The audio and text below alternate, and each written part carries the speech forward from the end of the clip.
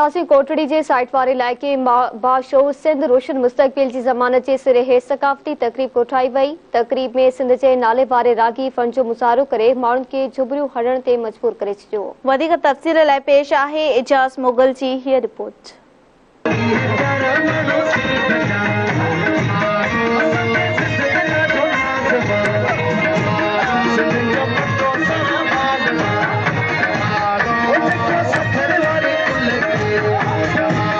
समूरी सिंध जियां कोटड़ी में भी सकाफ़ती ॾियारो वेझो ईंदे ई सरगर्मियूं भी तेज़ थी वयूं आहिनि।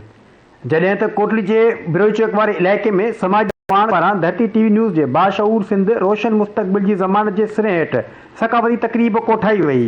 उन मौक़े ते सियासी समाजी अॻवान समेत फनकारनि धरती टीवी न्यूज़ सां ॻाल्हाईंदे चयो त धरती टीवी तावन सां असां तमामु घणा थोराइता आहियूं। धरती टीवी आहे ऐं हुननि जो इहो जेको उनवान आहे बाशऊर सिंध ऐं रोशन मुस्तक़बिल, त असां सभिनी जी ख़्वाहिश आहे त असांजो शऊर वारी सिंध थिए ऐं उन्हनि जो मुस्तक़बिल असांजी ईंदड़ जनरेशनुनि जो रोशन थिए। बाशऊर सिंध धरती टीवी जो स्लोगन आहे तमामु ज़बरदस्त।